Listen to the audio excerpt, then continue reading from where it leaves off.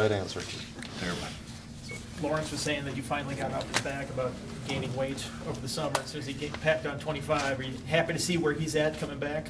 He's had a good summer. He worked very hard in the weight room. He did put on 20, 25 pounds, and he's moving around good. What do you see out of him that you like on the left side? I know he worked a lot at the right side last year in spring. I think, you know, he's got the athleticism. Good footwork. It's an adjustment on the left side, but I think putting your most athletic tackle on the left side is a smart move. Jonathan obviously was a starter last year. He's second on the depth chart right now. How much of that is him underperforming? Is that done to motivate him, kicking the butt? We're going to play the best 5 guys, and you know, sometimes that's fluid, sometimes that changes. But right now, you know, Schumann and Lawrence are the 2 tackles.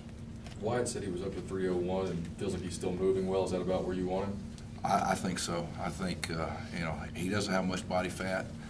Those kids really work well. Our strength staff, Coach Gentry and his crew, Ferg and Coach Short, they did a great job with those linemen this summer. Do you see it clicking for him right now? Does it look more natural, more comfortable with the position? He's getting better every day. Getting better every day.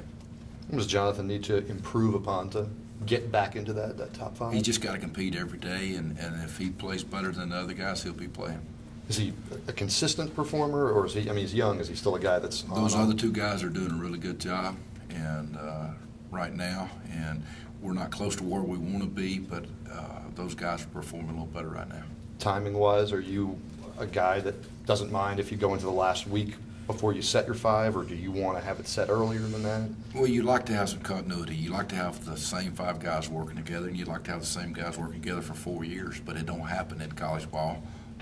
Somebody's going to get dinged up. Somebody's not going to perform well one day, and you have to motivate them by changing it around, but you want continuity. When you come into a program that's constantly talking about they want to reinvigorate their run game, they want to emphasize run, does that excite you more than maybe a pass-happy offense? Do you like that aspect of that a good fit for you? I think good championship football teams are able to run the football, and that's what we want to be here. You got to be able to run football, got to be able to play great defense, you got to be able to protect the quarterback, and I think those are ingredients to winning a championship. With David Wang a little bit nicked up, how does that alter the decision-making or, you know, impression of the interior 3? You know, Caleb Ferris as a senior is doing as good a job leading as anyone, and he's working hard, he's playing consistent, and you know, he's probably performing as high a level as anybody out there right now. What about Augie coming off the summer? Are you happy with where he is right now? He had a great summer. He had a great summer. Worked hard and great attitude, brings toughness to the offense.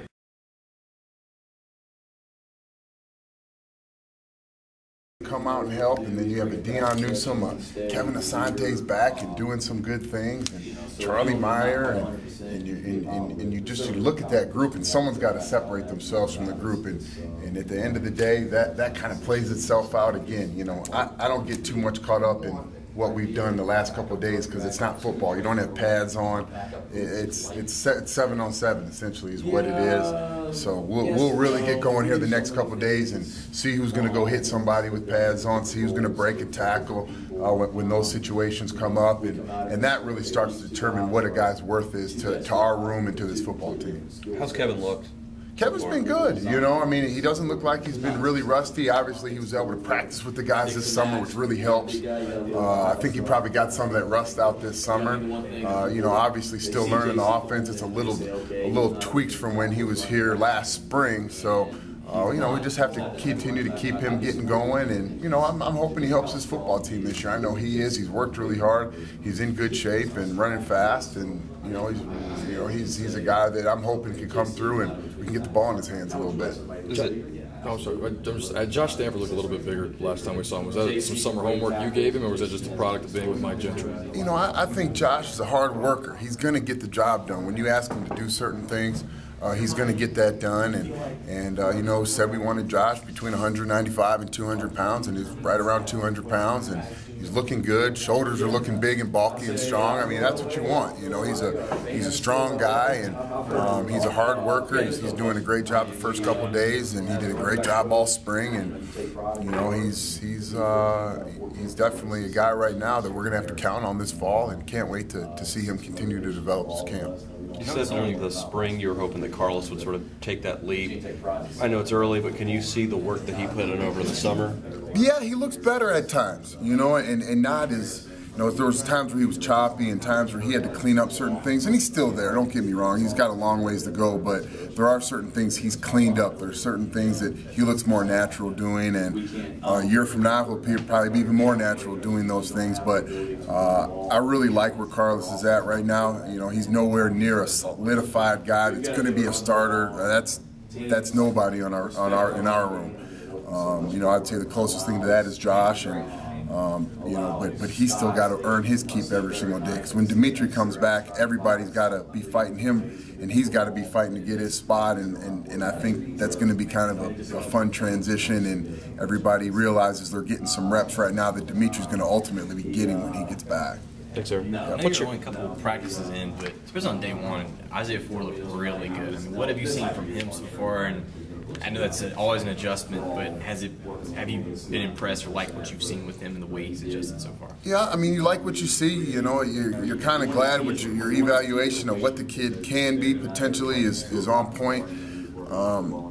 You know, he's got to put pads on. He's got to go block a safety. You know, he's got to be able to run by a guy when they're going to try to grab his shoulder pads, and he's got to be able to show that he can do the same thing in shorts that he can do in full pads. And I say it all the time, it's kind of a joke. There's a lot of guys that are in the NBA that probably could be playing wide receiver in college football or in the NFL, but as soon as those pads come on and someone's going to hit you, it changes the whole game. And that's why those guys are playing basketball in shorts and not playing football with the big boys. And I truly believe that. And not to say that Isaiah or Cam or Jalen's going to change the way they do things, but you can't take too much out of practice with shorts because a lot of things change when you put the pads on, and you have Kaishan Jarrett and you have Dietrich Bonner and you have those guys coming at you. You got to go in there and prove your worth. What's your take on Michael Brewer from a wide receiver's perspective so far? Good leader. Throwing the ball out there pretty good. You know, you're liking the little things he's doing. The guys seem to really have got adjusted to him being a part of this football team. You know, excited to see what he does again over the course of the next couple of weeks. Mark Leal's had a great couple first days, and you want to just continue to see the improvement from the whole group. I think the thing that Michael has done, and Chris Durkin and Andrew Ford becoming better than he was in the spring, is the competition level in that room has spiked big time, and that all that competition from that room to our room to the running back room to the tight end room. When you have that competition day in and day out, it makes everybody elevate their game, and that's really what's an exciting part of our camp. And when no guy can afford to have a bad day, it really makes things great and makes everything competitive. And that's what I think every coach on this football team likes to see.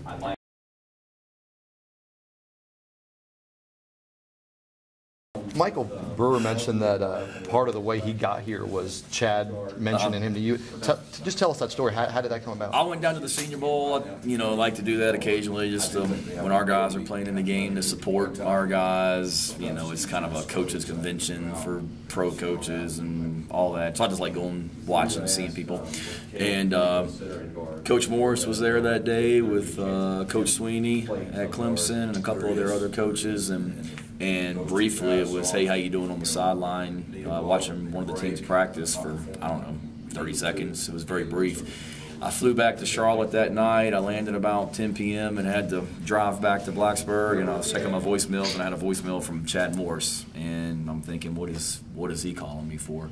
And he was calling to start, talking about Mike and that he may be looking to transfer from Texas Tech and how high he was on him. And about Statesville, I called Scott, and it was getting late, and next morning we had a staff meeting, I guess, and kind of got the ball rolling on that from that standpoint. So I've, Chad's called me kind of periodically throughout the summer, last week as well, just to check up on Mike and how he's doing, and it's been a win-win for everybody, and that's what he said. You know, hopefully best case scenario is we get to play against each other in Charlotte, you know, but we don't play here for a while, and he's a great kid and has a chance to be a great player, was his message to us. Surprising at all? I mean, you mentioned you're not on the schedule, but you are in the conference together. Surprising that? A little bit. When he called me, his name was getting mentioned for different jobs and things like that. So I'm like, why? You know, there's a lot of things that are rolling through your head when he calls you. He's asking for coaches. I don't know. Who knows what he's calling for? Last thing I thought he was calling me for was about Michael. But yes and no. We've got a lot of respect for Clemson. You know, I got to know Dabo very well when I was at South Carolina, and some of those guys on that staff I've worked with at different places, so I think there's a very strong mutual respect towards us in Clemson, maybe more so, you know, than other programs that we play. And it is kind of rare going to the conference. If we were playing on this year or next year, I'm not sure he would have been as willing to call, but certainly appreciative of him calling and getting the ball rolling on that. I know it's sort of a fluid thing. I think at the end of spring you said Trey, JC, and Marshawn are probably your top three at that point.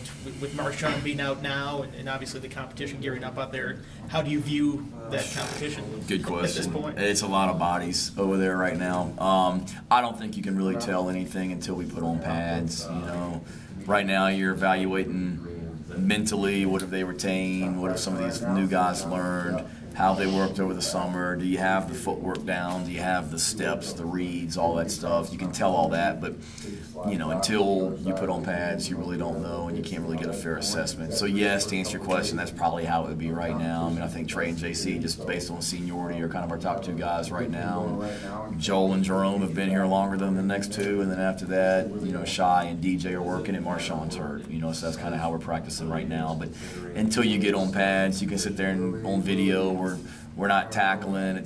Well, I think he would break that tackle right there, but you know, so it's hard to evaluate until you get the pads on, because now you get into pass protection. As we add more and more offense each day, you're evaluating how you're able to retain stuff and where they are mentally. So there's a lot of things, but that's kind of how they're working right now. But it'll sort itself out here once we get full pads on and start scrimmaging and those type things. Are you anxious to see Trey get tackled once, just or like a few times, like a big hit on him? A little bit. I'm not worried. Troy's wired differently than most human beings, in my opinion. He's a machine. He's a great kid, and to be out there practicing after the type of injury that he had not that long ago is amazing. And so to answer your question, maybe a little bit, but not really. You know, I get out there, and the biggest thing with him is just I'm more worried about watching him. You know, can he cut? Can he make people miss? That kind of stuff more so than, well, you know, okay, he got the first tackle out of the way, he's good to go. I don't think that's even in his head. You'd have to ask him. The thing we want to see is, does he have his speed back? Does he have his make you miss ability back? That type of stuff. Yeah, we're getting there. I mean, we're 2 days in. I thought he looked better day 2 than he looked day 1. He looked great this summer running, conditioning with Coach Gentry. He looked, you know, okay on day 1. I thought he looked better on day 2, and as he continues to knock that rust off, you know, hopefully we'll continue to get better every day.